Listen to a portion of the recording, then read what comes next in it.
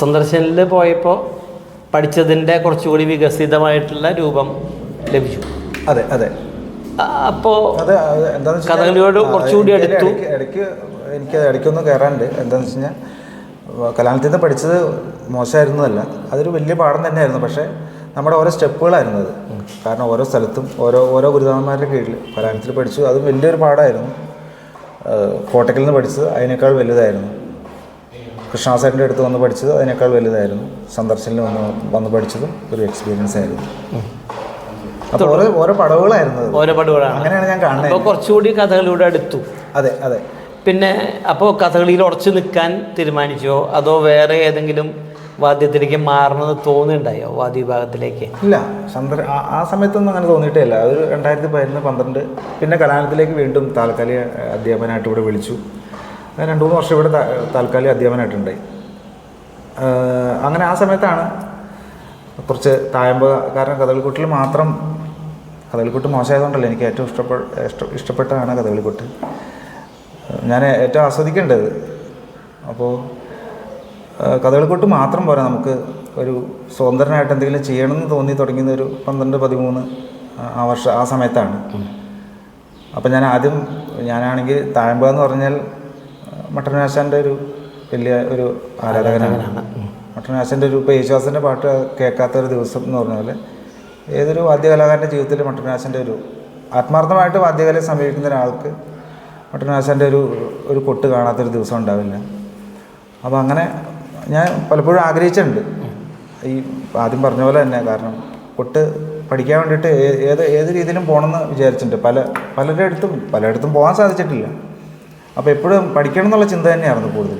അപ്പോൾ മട്ടനാശാൻ്റെ അടുത്ത് പഠിക്കണമെന്ന് ഒരു വലിയ ആഗ്രഹം ഉണ്ടായിരുന്നു. പക്ഷേ അത് സാധിച്ചില്ല. അപ്പോൾ ഈ 13 സമയത്ത് ഉദയേട്ടൻ മട്ടനാശാൻ്റെ ശിഷ്യനാണ്, മട്ടന്നൂർ ശൈലി കൊട്ടനാളാണ്. അപ്പോൾ വീണ്ടും അടുത്തൊരു സ്റ്റെപ്പ് വീണ്ടും ഉദയേട്ടൻ്റെ അടുത്തേക്ക് പോയി തായമ്പയുടെ ഉപരിപഠനം. അങ്ങനെ ഉദയേട്ടൻ്റെ അടുത്ത് തായമ്പയുടെ ഒരു ഉപരിപഠനം. അപ്പോൾ അവിടെ ചെന്നപ്പോൾ വേറൊരു തരമാണ്. കാരണം തായമ്പയുടെ വേറൊരു തലം. അപ്പോൾ അത് കുറച്ച് മനസ്സിലാക്കാൻ പറ്റി. അപ്പം അങ്ങനെ എന്താണ് കലാനിലയം ഉദയൻ അദ്ദേഹത്തിൻ്റെ അടുത്താണ് പോയെന്ന് പറഞ്ഞു. എന്താണ് വ്യത്യാസമായിട്ട് തോന്നിയത്? വ്യത്യാസം എന്ന് വെച്ചാൽ പ്രത്യേക തലം എന്ന് പറഞ്ഞു. അതെ, കൊട്ട് ശൈലി തന്നെയാണ്. കാരണം കൃത്യതയാർന്ന ഒരു സാധകം, ഒരു കൃത്യതയാർന്ന ഒരു ചട്ടക്കൂടിലുള്ള കൊട്ട്, എല്ലാം കൊണ്ടും മികവുറ്റൊരാളാണ്. കാരണം ഒരാൾക്ക് പഠിക്കാൻ ഒരു പുതിയൊരു ആസ്വാദകനെ ഒരു വാദ്യത്തെക്കുറിച്ച് ആസ്വാദകനെ കാണാൻ ഒക്കെ പറ്റുന്നൊരു തായമ്പയാണ്.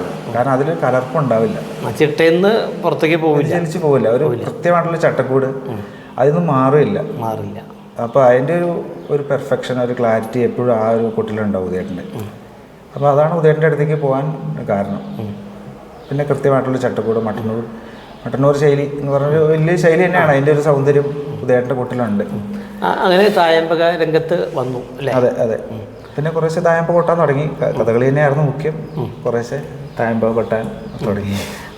ഡബിളാണോ ആദ്യം സിംഗിളായിരുന്നു. സിംഗിൾ കുറച്ചൊക്കെ ഒന്ന് ചാൻസ് കിട്ടിയിട്ടുള്ളൂ. പിന്നെ ശരിക്കും നല്ലൊരു രീതിയിൽ ഒരു തായമ്പ കൊട്ടാൻ 2013 ശേഷം കുറച്ചൊക്കെ തായമ്പ കിട്ടിയിട്ടില്ല. വലിയ അവസരങ്ങളൊന്നും കിട്ടിയിട്ടില്ല. ഉദയേട്ടൻ്റെ ഒരു പ്രാവശ്യം ഒരു ഡബിൾ കുട്ടിയുണ്ടെന്ന് തോന്നുന്നു ആ സമയത്ത്, 14-ലോ 15-ലോ എന്തോ. പിന്നെ ചെറിയ സിംഗിൾ തായമ്പകളൊക്കെ കൊട്ടിയിട്ടുള്ളൂ. വലിയ കാര്യമായിട്ടൊന്നും കൊട്ടിയിട്ടില്ല. പിന്നെ ഈ മാറ്റം നമുക്ക് കൂടുതലായിട്ടും നല്ലൊരു രീതിയിൽ തായമ്പയിലേക്ക് ശ്രദ്ധിക്കണം എന്ന് തോന്നിയത് 2018 തൃപ്പൂണിത്തുറ ഉത്സവത്തിന് അവിടെ തായമ്പയ്ക്ക് വിളിച്ചു. സാധാരണ പൊതുവെ എറണാകുളം ജില്ലയിൽ നിന്ന് ആരും പങ്കെടുപ്പിക്കാറില്ല. എറണാകുളം ജില്ലയിൽ ആരും തായമ്പ അന്ന് ഉണ്ടാവാം, ഇനിയിപ്പോൾ ഉണ്ടായിരിക്കാട്ടോ, ഉണ്ടായിട്ട് വിളിക്കാത്തതുകൊണ്ടാണ് അങ്ങനെ കൂടുതലും പങ്കെടുപ്പിച്ചിട്ടില്ല. വടക്കുന്ന കണ്ണൂർ, അതുപോലെ പാലക്കാട്, അങ്ങനെയാണ്. അവിടെ നിന്നാണ് കൂടുതലും കലാകാരന്മാരെ പങ്കെടുപ്പിക്കാറ്. അപ്പോൾ അവിടെ നിന്ന് ആദ്യമായിട്ട് തായമ്പയ്ക്ക് വിളിച്ചു. അപ്പോൾ അത് നമുക്കൊരു ഭയങ്കര പ്രത്യേക തയ്യാറെടുപ്പുകളുണ്ടായിരുന്നോ? അതെ, തീർച്ചയായും തയ്യാറെടുപ്പുണ്ടായിരുന്നു അതിന് വേണ്ടിയിട്ട്. അപ്പോൾ എൻ്റെ ഒരു സുഹൃത്ത് കണ്ണൻ, ചോറ്റാനിക്കര കണ്ണൻ എന്ന് പറയും, എൽത്താള കലാകാരനാണ്. അപ്പോൾ അദ്ദേഹമാണ് എന്നെ വിളിക്കണേ. അപ്പോൾ വിളിച്ചു കഴിഞ്ഞപ്പോൾ നമുക്കൊരു പെട്ടെന്ന് തൃപ്പൂണിത്തുറ അമ്പലത്തിൽ നിന്ന് തായമ്പയ്ക്ക് വിളിക്കണം എന്നൊക്കെ പറയുമ്പോൾ അത് അപ്പോൾ തന്നെ നമുക്ക് ഒരു കാര്യമായിട്ട് എന്തെങ്കിലുമൊക്കെ ഒന്ന് കൊട്ടാൻ ശ്രമിക്കണം. അപ്പോൾ അങ്ങനെ അവിടെ നിന്ന് പ്രത്യേകം പറയുകയും ചെയ്തു അടന്തക്കൂറ് കൊട്ടണം എന്നൊക്കെ പറഞ്ഞു. അപ്പോൾ അന്ന് അടന്തക്കൂർക്ക് അടിസ്ഥാനം പഠിച്ചിട്ടുള്ളൂ, അതൊന്നും പ്രത്യേകമായിട്ട് ഓർമ്മയില്ല, കാരണം കൂടുതലും കഥകളിക്കാണ് കൊട്ടുന്നത്. അങ്ങനെ ശ്രീരാട്ടനായിട്ട് പരിചയമുണ്ട്. ശ്രീരാട്ടന് തിരുനോട്ട യാത്രയ്ക്കൊക്കെ ദുബായി യാത്രയിലൊക്കെ പരിചയമുണ്ട്. അപ്പോൾ അങ്ങനെ ശ്രീരാട്ടനെ വിളിച്ചു, ഇങ്ങനെ തൃപ്പൂണിത്തുറ ഇങ്ങനെ കൊട്ടാൻ വിളിച്ചിട്ടുണ്ട്, അപ്പോൾ അടന്തക്കൂറൊന്ന് പഠിക്കണം എന്ന് പറഞ്ഞു. അങ്ങനെ വീണ്ടും ശ്രീരാട്ടൻ, അപ്പോൾ ശ്രീരാട്ടൻ പറഞ്ഞു ഓക്കെ നോക്കാം. അപ്പോൾ ശ്രീരാട്ടൻ പറഞ്ഞു നമുക്ക് നോക്കാം. അങ്ങനെ ശ്രീരാട്ടൻ്റെ അടുത്ത് പഠിക്കാൻ പോകാൻ പറ്റി. അപ്പോൾ തീർച്ചയായിട്ടും അതിലൊരു വഴിത്തിരിവാണ് ജീവിതത്തിൽ. കാരണം ഞാൻ മട്ടൻ രാജൻ്റെ അടുത്ത് പഠിക്കണമെന്ന് വളരെ ആഗ്രഹം ഉണ്ടായിരുന്നു. അത് ശ്രീരാട്ടനിലൂടെ എനിക്ക് സാധിച്ചു. അതൊരു വലിയൊരു ജീവിതത്തിലൊരു നല്ലൊരു അവസരമായിരുന്നു അത്. കാരണം ഒത്തിരി കാര്യങ്ങൾ പഠിക്കാൻ നമുക്ക് പറ്റിയത് ശ്രീരാട്ടൻ്റെ അടുത്ത് നിന്ന്. കാരണം നമ്മൾ ഈ പറഞ്ഞ ഈ സഞ്ചരിച്ച് വന്ന ഒന്നുമല്ല എന്ന് അവിടെ ചെന്നപ്പോൾ വീണ്ടും മനസ്സിലാവും. ഇനി മുമ്പോട്ടും പഠിക്കാനുണ്ടാവും കേട്ടോ. അപ്പോൾ അതൊരു വലിയ അനുഭവമായിരുന്നു, ഒരു വലിയ തിരിച്ചറിവായിരുന്നു അത്. അപ്പോൾ ഒത്തിരി കാര്യങ്ങൾ പഠിക്കാൻ സാധിച്ചിട്ടുണ്ട് അവിടെ നിന്ന്. പിന്നെ പെട്ടെന്ന് കുറച്ച് തായമ്പകളും ഒക്കെ കൊട്ടാൻ ചാൻസ് കിട്ടി. എങ്ങനെയാണെന്ന് എനിക്കറിയില്ല. അത് തായമ്പ കൊട്ടാൻ ചാൻസ് കിട്ടി. ഉദയൻ്റെ ഒപ്പം കൊട്ടി, ശ്രീരാജൻ്റെ ഒപ്പം തന്നെ ഒരു 5-6 തായമ്പ കൊട്ടി. പിന്നെ പനമണ ശശിയേട്ടൻ, ശ്രീകാന്തേട്ടൻ, ഞാനുമായിട്ട് തിരുവള്ളൂർ കൊട്ടാൻ പറ്റി. ഇപ്പോഴും തായമ്പയ്ക്കും കഥകളിക്കുവാണെങ്കിൽ ഏതിനാണ് പ്രാധാന്യം കൊടുക്കുക? അത് കുഴക്കണ ചോദ്യമാണ്. രണ്ടും താല്പര്യമാണ്. അല്ല, കൂടുതൽ പ്രാധാന്യം ഏതിനാണെന്ന് വെച്ചാൽ അത് കഥകളിയുടെ ആണോ കൂറെന്നാണ് ചോദ്യം. അത് എനിക്കത് കാരണം കഥകളിക്കൊട്ട് അങ്ങനെ ചില സമയത്ത് തോന്നിയിട്ടുണ്ട്. പക്ഷേ കഥകളിക്കൊട്ട് അങ്ങനെ ഒഴിവാക്കാൻ പറ്റുന്ന ഒന്നല്ല. കാരണം അതിലെല്ലാം ഉണ്ട്. അപ്പോൾ ഉണ്ണിശാസം ചോദിച്ചു അതിൻ്റെ ഇടയ്ക്ക്, കാരണം തായമ്പ ഇതിലേതിനാണ് കൂടുതൽ ഒരുങ്ങിപ്പോകുന്നത് ചോദിച്ചു. ഞാൻ ഉറപ്പായിട്ടും പറയാം കളിക്ക് തന്നെയാണ് ഒരുങ്ങിപ്പോകേണ്ടത്. കാരണം തായമ്പയ്ക്ക് സ്വാതന്ത്ര്യമുണ്ട്. ഇപ്പോൾ ഞാൻ ആ സിംഗിൾ തായമ്പ കൊട്ടണമെങ്കിൽ എനിക്ക് എൻ്റെ രീതിക്ക് കൊട്ടിയാൽ മതി. പക്ഷേ കഥകളിക്ക് അങ്ങനെയല്ല. വേഷം ആരാണോ ആ വേഷക്കാരനനുസരിച്ച് കൊട്ടണം. തീർച്ചയായിട്ടും കഥകളിക്കൊട്ട് തന്നെയാണ് ബുദ്ധിമുട്ട് എൻ്റെ ഒരു നിരീക്ഷണത്തിൽ. കാരണം കഥകളിക്കൊട്ടുകാരനായിട്ട് തായമ്പക്കാരനാവാൻ കുഴപ്പമില്ല, അത് പറ്റും. പക്ഷേ തായമ്പക്കാരനായിട്ട് കഥകളിക്കൊട്ടുകാരനാവാൻ നല്ല പ്രയാസമാണ്. കാരണം കഥകളിക്കൊട്ട് അത് നമ്മുടെ കയ്യിൽ വരാൻ നല്ല ബുദ്ധിമുട്ടുണ്ട്. അതൊരു പ്രഹേളികയാണ് കഥകളിക്കൊട്ട്. ഈ അധ്യാപകൻ എന്നുള്ള രീതിയിൽ ഇപ്പോൾ എത്ര വർഷമായി? 2009 മുതൽ അധ്യാപകനാണ്. അതെ അതെ. സ്ഥാപനത്തിൽ അധ്യാപകനായിട്ട് വരുന്നത് കലാനിലയത്തിലിപ്പോൾ ഞാൻ പറഞ്ഞല്ലോ മാഷം 2011, 12, 13 3 വർഷം ഉണ്ടായിട്ടുണ്ട്. ഇപ്പോൾ ഒരു 3-4 വർഷമായിട്ട് ഇവിടെ ഉണ്ട് താൽക്കാലിക. ഒരു കളരി സമ്പ്രദായം എല്ലാം കൂടി പോകുമ്പോൾ അതെ അങ്ങനെ അതെ കഥകളിക്കാരനായിട്ട് നിലനിൽക്കും. അതെ, മാഷിനെ ഞാൻ കഥകളി ചെണ്ടക്കാരനാവാനാണല്ലോ കൂടുതൽ താല്പര്യം. അങ്ങനെ മാഷ് ഇങ്ങനെ എടുത്ത് ചോദിക്കുന്നതിൻ്റെ കാരണം അത് തന്നെയാണ്. ഈ പുതിയ കഥകൾ ഇപ്പോൾ ധാരാളം ഇറങ്ങുന്നുണ്ട്. ഈ ചിട്ടയുള്ള കഥകളുണ്ട്, സംഗീതപ്രധാനമായിട്ടുള്ള കഥകളുണ്ട്. ഈ ചിട്ടപ്രധാനമുള്ള കഥകളും സംഗീതപ്രധാനമുള്ള കഥകളുമായിട്ട് കൊട്ടുമ്പോൾ എന്ത് മുന്നൊരുക്കങ്ങളാണ് എടുക്കാറുള്ളത്? ചിട്ടയായിട്ടുള്ള കഥകൾ എന്തായാലും അതിൽ തന്നെ ഉത്തരവുണ്ട്. കാരണം ചിട്ടയാണത്. കാരണം നമ്മൾ ചിട്ടയായിട്ട് പോയിട്ട് കാര്യമുള്ളത്. കാരണം അതിൽ നമുക്കൊരു സ്വാതന്ത്ര്യം ഉണ്ടാവില്ല. കൃത്യമായിട്ട് നമുക്കെല്ലാം ഓർമ്മയുണ്ടാവണത്. അത് കൃത്യമായിട്ട് ഇന്ന സ്ഥലത്ത് കലാശം, ഇന്ന സ്ഥലത്ത് അങ്ങനെ വേണം, ഇന്ന സ്ഥലത്ത് കാലം വലിക്കണം, ഇന്ന സ്ഥലത്ത് ആട്ടം, താലം, അങ്ങനെ പലതും പല മുദ്രകൾക്ക് ഇന്ന രീതിയിൽ കലാശിച്ച് മുദ്രകൾ വിടണം. അപ്പോൾ അതൊക്കെ നമ്മൾ നല്ലോണം മനസ്സിലാക്കി വെക്കണം. കാരണം ചിട്ടപ്രധാനമായ കഥകൾ ആ ഒരു അച്ചടക്കത്തോടുകൂടി തന്നെ സമീപിച്ചാൽ മാത്രമാണ് അതിനൊരു നമ്മുടെ കൊട്ടിന് അവിടെ വിജയം ഉണ്ടാവുള്ളൂ. അവിടെ പിന്നെ ഒരു കസർത്ത് കാണിച്ചിട്ടും കാര്യമില്ല. കാരണം കൃത്യമായിട്ടുള്ളത് അവിടെ വന്നാൽ മാർക്കാണത്. അതിൻ്റെ അപ്പുറത്തേക്ക് നമ്മൾ വേറെ ഒരു ക്രിയാത്മകമായിട്ടൊന്നും ചെയ്യേണ്ട കാര്യമില്ല. ഈ ആട്ടത്തിന് കൊട്ടുന്നതും പാട്ടുള്ള സമയത്ത് അഭിനയത്തിൽ കൊട്ടുന്നതായിട്ടുള്ള ഒരു വ്യത്യാസം നിലനിർത്തി പോകാറില്ലേ? ഉണ്ട്, തീർച്ചയായും. ചില സമയത്ത് അവരുടെ കനമുള്ള മുദ്രകൾക്കൊക്കെ കൂടുമ്പോൾ ചിലപ്പോൾ പാട്ടുകാരുടെ ശ്രുതിക്ക് നമ്മൾ മേളിൽ വരാം. നമുക്ക് തന്നെ തോന്നിയിട്ടുണ്ട് അത്. പക്ഷേ നമ്മൾ ആ വേഷത്തിന് കൃത്യമായിട്ട് കൂടണം എന്നുള്ളൊരു വ്യഗ്രത ഉള്ളതുകൊണ്ട് ചിലപ്പോൾ അത് മറന്നു പോകാം. പരമാവധി ശ്രദ്ധിക്കും അതിൻ്റെ ഒരു മൊത്തം ടോട്ടലായിട്ടുള്ളൊരു പാട്ട് കേൾപ്പിക്കാൻ അതെ ശ്രമിക്കുന്നുണ്ട്. എത്രത്തോളം ഫലം ഉണ്ടെന്നുള്ളത് കാണുന്നവർ പറയണം. പാട്ടിനോട് നല്ല താല്പര്യമല്ലേ? പാട്ടിനോട് താല്പര്യമുണ്ട്. അത് ഏത് തരം സംഗീതമാണ് കേൾക്കാറുള്ളത്? പാട്ടെല്ലാം കേൾക്കാറുണ്ട്, എല്ലാം കേൾക്കണം. കാരണം എല്ലാം കേൾക്കാറുണ്ട്. കർണാടക സംഗീതം, സിനിമ പാട്ടും കേൾക്കാറുണ്ട്, നാടൻ പാട്ടും എല്ലാം ശ്രദ്ധിക്കാറുണ്ട്. ഈ കർണാടക സംഗീതത്തിലെ ഫേവറേറ്റ്സ് ഉണ്ടല്ലോ അല്ലേ, പ്രിയപ്പെട്ട ഗായകർ പറയൂ.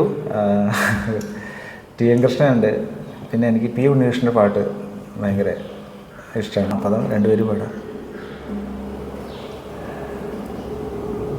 അജിത ഹരേ ജയ മാധവ വിഷ്ണു അജിത ഹരേ ജയ മാധവ വിഷ്ണു അജമുഖ ദേവ നാഥ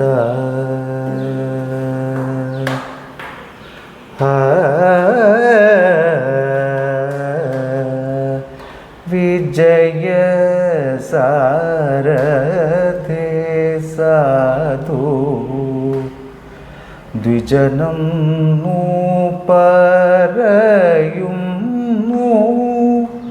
സൂചന സംഗമം ഏറ്റം സുകൃത നിവഹ സുലഭമതനു നിയതം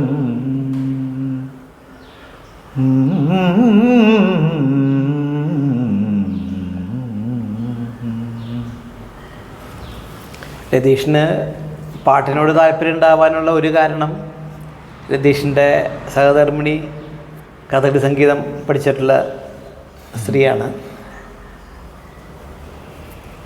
കുടുംബത്തെക്കുറിച്ചൊന്ന് പറയൂ. കുടുംബം വീട്ടിലെ അച്ഛനമ്മ, പിന്നെ എൻ്റെ താഴെ അനിയനാണ്, അനിയൻ വൈഫ്. അനിയൻ വിദേശത്താണ്, ദുബൈയിലാണ്. അനിയൻ്റെ വൈഫും വിദേശത്താണ്. അനിയന് 2 മക്കളാണ്. എനിക്ക് 2 മക്കളാണ്. മൂത്തയാൾ 9, രണ്ടാമത്തെ ആൾ 5-ലായി. വൈഫ് കഥകളി സംഗീതമാണ് പഠിച്ചത്, കലാലയത്തിൽ പഠിച്ചിട്ടുണ്ട്. അങ്ങനെയാണ് ഞങ്ങൾ കല്യാണം കഴിയണത്. കഥകളി സംഗീതമായിട്ട് അങ്ങനെ കാര്യമായിട്ട് വൈഫ് അല്ല, ബന്ധമുണ്ടെന്നാണ് ഞാൻ പറഞ്ഞത്. അതെ. ഈ രതീഷിന് 1500 സ്പോർട്സിൽ 1500 മീറ്ററിൽ മത്സരിച്ചു എന്നൊക്കെ പറഞ്ഞിട്ട് മകനെ കുറിച്ചൊന്ന് പറഞ്ഞോളൂ. മകൻ ചെണ്ട കുറച്ച് പഠിപ്പിച്ചിട്ടുണ്ട് ചെണ്ട. പക്ഷേ അവന് മുട്ടിന് കുറച്ച് പ്രശ്നം ഉണ്ടായിരുന്നു ചെറുപ്പം മുതൽ. കാരണം ചമ്പരം പടിഞ്ഞിരിക്കാൻ കുറച്ച് ബുദ്ധിമുട്ടായിരുന്നു. കാരണം മുട്ട് താഴത്തേക്ക് വരില്ല. അപ്പോൾ അതുകൊണ്ട് തന്നെ മുട്ടിൻ്റെ കാര്യമായിട്ട് അവനെ പഠിപ്പിക്കലൊന്നും ഉണ്ടായിട്ടില്ല. അപ്പോൾ അതിൻ്റെ ഇടയ്ക്ക് ആൾ 8ാം ക്ലാസ്സിലേക്ക് വന്നപ്പോൾ രാമകുളം സ്കൂളിലേക്ക് മാറ്റി. ആദ്യം CBSE ആയിരുന്നു. അപ്പോൾ 8ലേക്ക് വന്നപ്പോൾ അവിടെ സ്പോർട്സിന് തിരഞ്ഞെടുത്തു. പക്ഷെ പിന്നെ പെട്ടെന്ന് ആൾ സ്പോർട്സിലൊക്കെ ഭയങ്കര താല്പര്യമായി. ഓട്ട മത്സരത്തിൽ കഴിഞ്ഞ കൊല്ലം 600-ന് ആദ്യത്തെ സ്കൂൾ ഒളിമ്പിക്സ് ആണ്. അതിന് സ്റ്റേറ്റിൽ 8ാം സ്ഥാനമാണ്. എങ്കിലും സ്റ്റേറ്റ് ലെവലിൽ മത്സരത്തിൽ പങ്കെടുത്തു. സ്റ്റേറ്റ് ഒളിമ്പിക്സ്, അതെ, കുട്ടികളുടെ ഒളിമ്പിക്സിൽ പങ്കെടുത്തു കഴിഞ്ഞ കൊല്ലം. 600-നും 400-നും ജില്ലയിൽ ഫസ്റ്റ് ഉണ്ടായിരുന്നു. സ്റ്റേറ്റിൽ 8ാം സ്ഥാനമായിരുന്നു. 8 എന്ന് പറഞ്ഞാൽ ചെറുതല്ല, കാരണം 1.5 സെക്കൻഡൊക്കെ വ്യത്യാസമുള്ളൂ ഫസ്റ്റ് ആയിട്ട്. ഇനി ആ മേഖലയിലേക്ക് പോകാൻ സാധ്യതയുണ്ടോ? അങ്ങനൊരു തീരുമാനത്തിലെത്തി. കാരണം ഈ സ്പോർട്സ് കഴിഞ്ഞപ്പോൾ മുതൽ അവൻ്റെ മുട്ടിന് ഇഞ്ചുറി ആയി. അപ്പോൾ അത് ഓക്കെ ആയിട്ടില്ല, ഇപ്പോഴും 1 വർഷമായി. അപ്പോൾ അത് ഓക്കെ ആയി വരണേ ഉള്ളൂ. അപ്പോൾ അവനതാണ് താല്പര്യം. കൊട്ട് പഠിപ്പിക്കണ്ടേ ഞാൻ, കാരണം ഒരു പ്രാവശ്യമെങ്കിലും ഒന്ന് ചെണ്ടയിൽ കൊട്ടണമെന്ന് ആഗ്രഹമുണ്ട്. കൊട്ട് പഠിപ്പിക്കുന്നുണ്ട്. ഈ വർഷം അവൻ്റെ അരങ്ങേറ്റമുണ്ട്. പക്ഷെ ആൾക്ക് കൂടുതൽ താല്പര്യം സ്പോർട്സിനോടാണ്.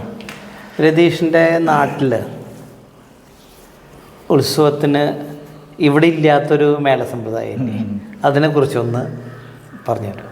പരിശവാദ്യം കുടുക്കവീണയാണ്. കുടുക്കവീണ രാമമംഗലത്തെ ഒരു പ്രത്യേക വാദ്യം എന്ന് മാഷ് ചോദിച്ചല്ലോ. അപ്പോൾ തൃക്കാമ്പ്രാശാൻ ആശാൻ ചിട്ടപ്പെടുത്തിയ ആശാൻ നല്ല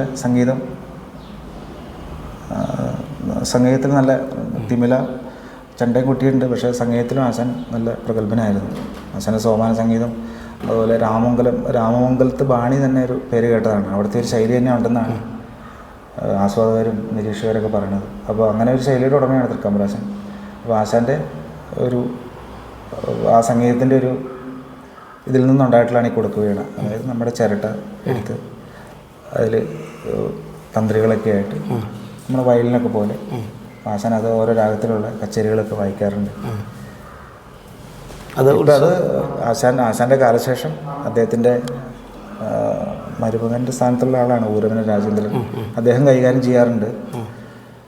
അങ്ങനെ പല ആൾക്കാരും പഠിച്ചു പോയിട്ട് കൈകാര്യം ചെയ്യാറുണ്ട്. കൊടുക്കുക രതീഷ് അത് ചെയ്തിട്ടുണ്ടോ? ഇല്ല ചെയ്തിട്ടില്ല, ശ്രമിച്ചിട്ടില്ല. ഇപ്പോൾ തൃക്കാമ്പറം ശൈലിയിലെ അഷ്ടപതി കേട്ടിട്ടുണ്ടെന്ന് പറഞ്ഞു. ഒന്ന് അയ്യോ എനിക്ക് അറിയില്ല. ഞാൻ കേട്ടിട്ടുണ്ട്, ആശാൻ പാടണ അനവധി കേട്ടിട്ടുണ്ട്. പഴയ ശൈലിയാണ് ശരിക്കും പറഞ്ഞാൽ. എനിക്ക് അതിനെക്കുറിച്ച് പറയാൻ വേണം എനിക്ക്. കാരണം പറയൂ. പഴയ നമ്മുടെ കലാമണ്ഡലം ഗംഗാരാശാനൊക്കെ പാടുന്ന ഒരു ശൈലിയായിട്ട് തോന്നിയിട്ടുണ്ട് ആശാൻ്റെ അഷ്ടപതി. ആ ഒരു ശൈലിയായിട്ട് തോന്നിയിട്ടില്ല. കാരണം ഉള്ളിൽ നിന്ന് എടുത്തൊരു പാടാണ്. ഇപ്പോഴത്തെ പോലെ അങ്ങനെ ഒരു ഒതുക്കിയുള്ളൊരു ശൈലി, വെറും മെലഡി അല്ല. ഒരു ഒതുക്കിയുള്ള ലൈറ്റായിട്ടുള്ളതല്ല. ആ ഒരു ഗംഗാരാശാൻ്റെ ശൈലിയോടൊക്കെ എനിക്ക് ഭയങ്കര സാദൃശ്യം തോന്നിയിട്ടുണ്ട് കഥകളി സംഗീതത്തിൽ. എനിക്ക് പാട്ട് അല്ല പാടുന്ന അല്ല ആ ശൈലിയുള്ളത് അറിഞ്ഞാൽ മതി. ഇനി രതീഷിന് കിട്ടിയിട്ടുള്ള അംഗീകാരങ്ങളെക്കുറിച്ച് ഒന്ന് പറയണം. അംഗീകാരങ്ങൾ കേന്ദ്ര ഗവൺമെൻറ്റിൻ്റെ ഉപരിപഠനത്തിലുള്ള സ്കോളർഷിപ്പ് കിട്ടിയിട്ടുണ്ട്. പിന്നെ കേരള സർക്കാരിൻ്റെ ഫെലോഷിപ്പ്, പിന്നെ എടപ്പള്ളി ചങ്ങമ്പുഴ പാർക്കിൽ നിന്ന് കേശവാസൻ്റെ പേരിലുള്ളൊരു കലാമണ്ഡലം കേശവൻ, അതെ ആശാൻ്റെ പേരിലൊരു അവാർഡ് കിട്ടിയിട്ടുണ്ട്. പിന്നെ ഞാൻ കുറച്ച് ആൾക്കാരെ പഠിപ്പിച്ചിട്ടുണ്ട്. അവരെ ശിഷ്യന്മാരും നാട്ടിൽ നിന്നൊരു ആദരവ് കിട്ടിയിട്ടുണ്ട് 2 വർഷം മുമ്പ്. വീരശൃംഖലയായിരുന്നു? വീരശൃംഖലയല്ല, ഒരു സുവർണ്ണമുദ്രയാണ്. വീരശൃംഖലയല്ല, സുവർണ്ണമുദ്രയായിരുന്നു ശിഷ്യന്മാരും നാട്ടുകാരും. അത് 2 വർഷം മുമ്പ് രതീഷിൻ്റെ നാട്ടിൽ അന്ന് ഉണ്ണിശേഷൻ ഉണ്ടായിരുന്ന സംശയമുണ്ട്. ഉണ്ടായിരുന്നു, ഉണ്ണിശേഷൻ ഉണ്ടായിരുന്നു. ഉണ്ണിശേഷൻ ഒന്ന് അനുഗ്രഹിച്ചു. ആശാൻ ഒന്ന് മേളപ്പതൊക്കെ കൊട്ടി. പിന്നെ ചാലക്കുടിയിൽ നിന്നൊരു പാരമ്പര്യ കലാ ആസ്വാദക സമിതിയുടെ മുരളി മാഷിൻ്റെ ഒരു നേതൃത്വത്തിലുള്ള ഒരു സംഘടനയാണ്. അവിടെ നിന്നൊരു അവാർഡ് കഴിഞ്ഞ കൊല്ലം കിട്ടി. അങ്ങനെ കുറച്ച് ഈ പുതിയ കഥകൾ ധാരാളം പങ്കെടുത്തിട്ടില്ലേ? അപ്പോൾ എന്താണ് അതിൻ്റെ അനുഭവം? പുതിയ കഥകൾ കുറേ കൊട്ടിയിട്ടുണ്ട്. അപ്പോൾ എന്താണെന്ന് വെച്ചാൽ അത് അനുഭവം നമുക്ക് പെട്ടെന്ന് പറയാൻ പറ്റില്ല. നമ്മൾ എന്താണെന്ന് വെച്ചാൽ പെട്ടെന്ന് ചില കഥകൾ നമ്മൾ ചൊല്ലിയ ആട്ടത്തിന് കൊട്ടിയിട്ട് നമ്മൾ കഥയ്ക്ക് അരങ്ങത്ത് പോയി കൊട്ടിയിട്ടുണ്ടാവും. അപ്പോൾ അതും ചിലപ്പോൾ നമ്മൾ അവിടെ ചെന്നിട്ടാവും നമുക്കതിൻ്റെ സ്ക്രിപ്റ്റ് കിട്ടണം. പിന്നെ ആ സമയം കൊണ്ട് പെട്ടെന്ന് വേഷക്കാരും പാട്ടുകാരൊക്കെ ആയിട്ട് ചർച്ച ചെയ്ത് കൊട്ടാൻ കയറിയിട്ടുണ്ടാവും. അനുഭവമാണത്. കാരണം പെട്ടെന്ന് നമുക്കൊരു സംഭവം കിട്ടി, അത് നോക്കി പഠിച്ചിട്ട് പോയി പ്രവർത്തിക്കുക എന്നുള്ളൊരു അനുഭവം. ബാക്കി അതിൻ്റെ അപ്പുറത്തേക്കുള്ളൊരു അനുഭവം ഉണ്ടാവണേ ആ കഥകൾ നമ്മൾ കൂടുതൽ കൊട്ടാൻ അവസരങ്ങളും കഥകൾ കൂടുതൽ ഉണ്ടായാലാണ് നമുക്ക് ഒരു അനുഭവം ഉണ്ടാവുള്ളൂ. നിമിഷപ്രസംഗം പോലെ. അതെ, അതൊരു എക്സ്പീരിയൻസ് ആണ്. കാരണം പെട്ടെന്ന് ഇപ്പോൾ സബ്ജക്റ്റ് കിട്ടി, മാഷാണെങ്കിലും പുതിയ കഥ എഴുതാറുണ്ട്. പെട്ടെന്ന് വരുന്നു, നമ്മൾ ആ സമയത്ത് വരുന്നു, സ്ക്രിപ്റ്റ് കാരണം നോക്കിയിട്ട് പെട്ടെന്ന് വേഷക്കാരായിട്ട് അവിടെ എന്താ വേണ്ടത് പാട്ടുകാരോട് ചോദിച്ചിട്ട് അങ്ങനെ പെട്ടെന്ന് അത് തലയെ കയറ്റിയിട്ട് കൊട്ടാൻ കയറിയിട്ട് കൊട്ടുമ്പോൾ അതൊരു അനുഭവമാണത്. അതിനപ്പുറത്തേക്ക് കൂടുതൽ കളികൾ നമ്മൾ കൊട്ടിയാലാണ് ഒരു. ഇപ്പോൾ ഗുരുനാഥനെ കുറിച്ചും ഗുരുസ്ഥാനീയരെ കുറിച്ചൊക്കെ പറഞ്ഞു. ഈ സമകാലീനരായിട്ടുള്ള ആളുകളുടെ പലരും ശ്രദ്ധിച്ചിട്ടുണ്ടാവും. ഇപ്പോഴത്തെ കഥകളിക്കൂട്ടിൽ എന്തെങ്കിലും ഒരു പ്രത്യേകത തോന്നിയിട്ടുണ്ടോ പഴയതിനേക്കാൾ വ്യത്യസ്തമായിട്ട്? പഴയതിൽ നിന്ന് മാറ്റങ്ങൾ വരുന്നുണ്ട്, തീർച്ചയായും മാറ്റങ്ങൾ വരുന്നുണ്ട്. കാരണം പഴയതിൽ നിന്ന് വന്നിട്ടുണ്ട്. കാരണം ഇപ്പം നമ്മൾ പറയണ ഒരു ഇപ്പോൾ എൻ്റെ ഒരു എക്സ്പീരിയൻസ് വെച്ച് ഇപ്പോൾ കഥകളിക്കൂട്ട് എനിക്ക് മനസ്സിലാവുന്ന ഒരു കുട്ടി പൊതുവളാശൻ മുതൽ ഞാൻ കണ്ടിട്ടുള്ളൂ വീഡിയോയിലൂടെ. അതെ, ഞാൻ അവിടെ നിന്ന് പറഞ്ഞത്. അപ്പോൾ അതിന് ശേഷം അടുത്ത തലമുറ വന്ന് അവരുടേതായിട്ടുള്ള ഇപ്പോൾ അതും നിഷേധൻ്റെ സേഫ് ആയിട്ടുണ്ട് തുടർന്നുള്ള പറഞ്ഞാൽ. അതെ, അതിൻ്റെ താഴത്തേക്ക് ഒത്തിരി യുവകലാകാരന്മാരുണ്ട്, എൻ്റെ ഒപ്പമുള്ള എൻ്റെ താഴെയുള്ളവരുണ്ട്. എല്ലാവരും നല്ല വൃത്തിയായിട്ട് ഇതിനോട് ആത്മാർത്ഥമായിട്ട് ഒരു സിൻസിയറായിട്ട് തന്നെ ഇതിനെ സമീപിക്കുന്ന ആൾക്കാരാണ്. ഞങ്ങളെല്ലാവരും വാശിയോടെ തന്നെ പോകുന്നുണ്ട്. വാശിയോടെ ആരോഗ്യകരമായ വാശി അത്രേ ഉള്ളൂ. കാരണം എല്ലാവരും റെസ്പെക്റ്റാണ്. എല്ലാവരും ഞാൻ ശ്രദ്ധിക്കാറുണ്ട്. എല്ലാവരോടും റെസ്പെക്റ്റ് ഉണ്ട്, അവരുടെ തൊഴിലിനോട് ബഹുമാനമുണ്ട്. എല്ലാവരും നല്ല രീതിയിൽ പോകണം.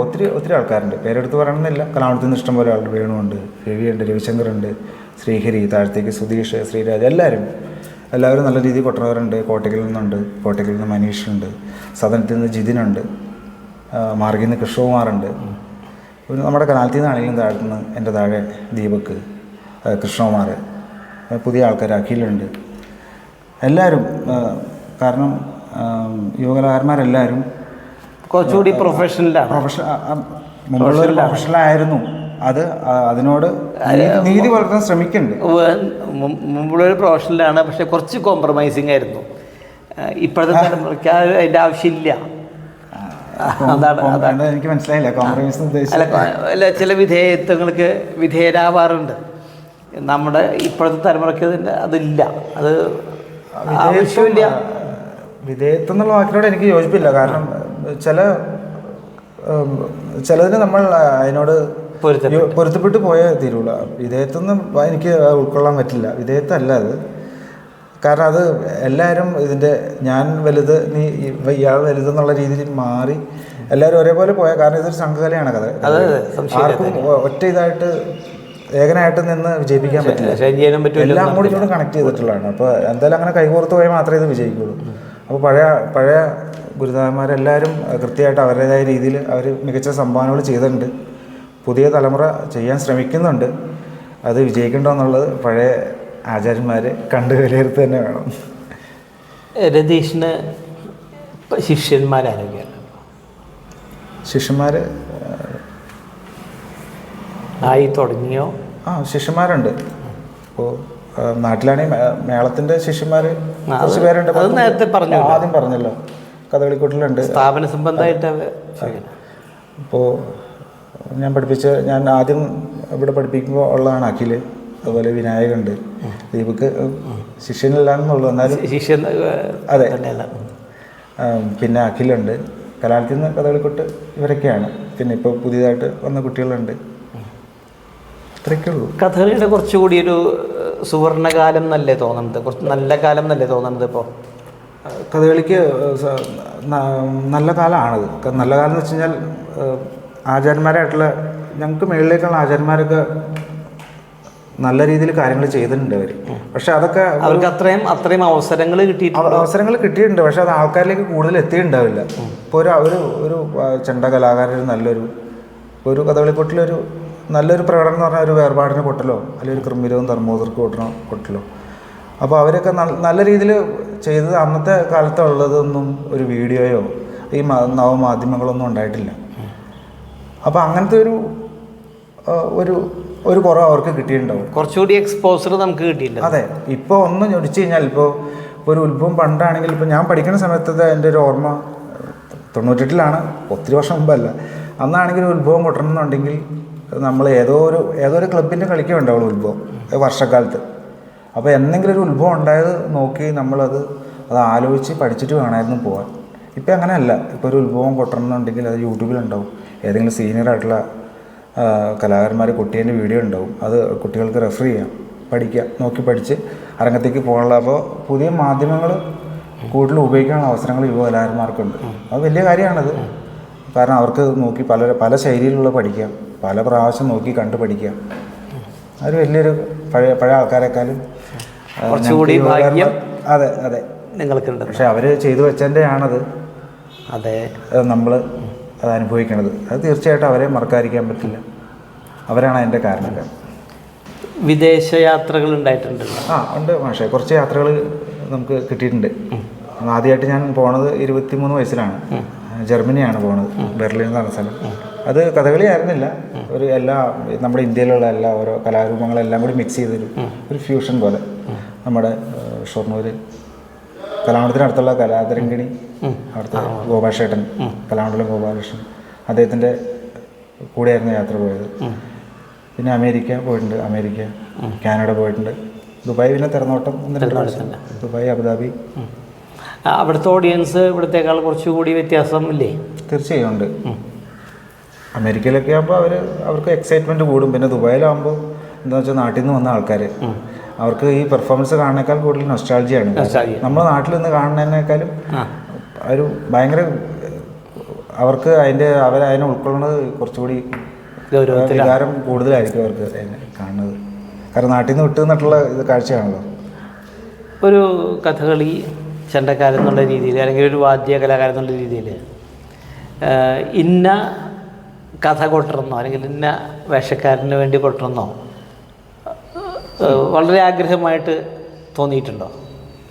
ഇന്ന വേഷക്കാരൻ നമുക്ക് പറയാൻ പറ്റില്ല, കാരണം എല്ലാവർക്കും നമ്മൾ കൊട്ടിയേ തീരും.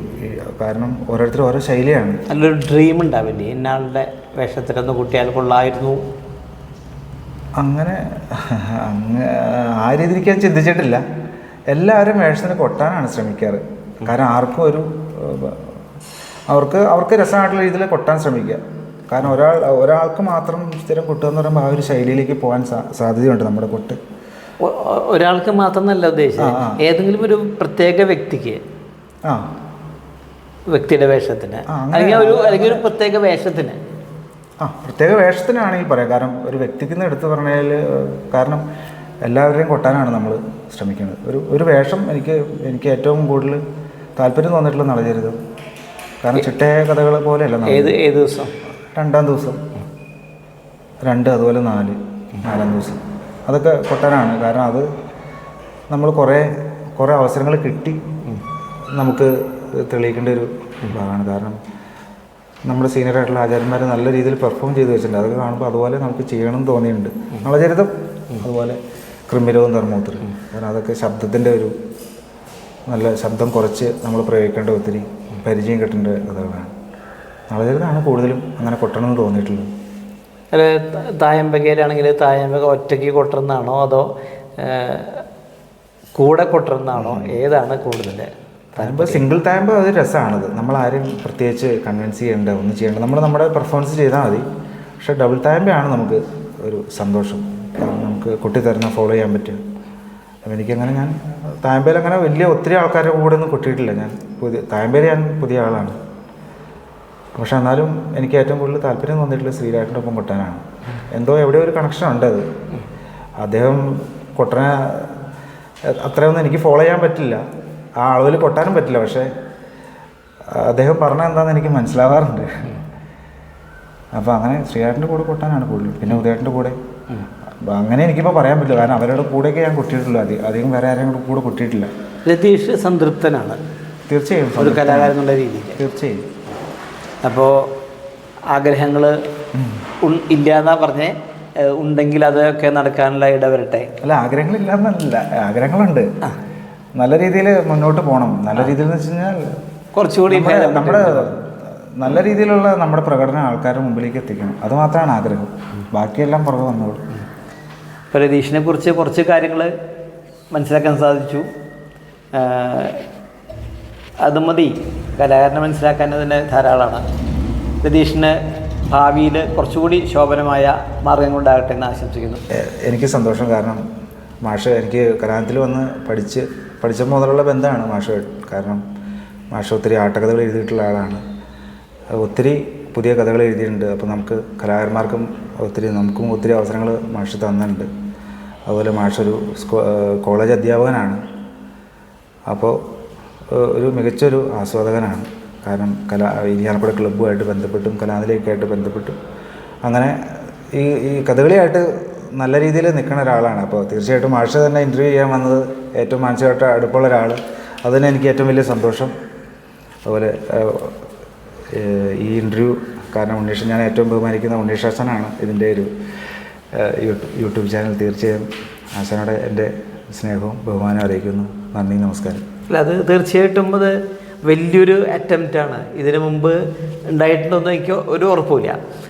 ഇത് തികച്ചും മറ്റുള്ളവരെ അനുകരിക്കേണ്ട ഒരു രീതി തന്നെയാണ് എന്ന് ഉറപ്പിച്ച് പറയാം.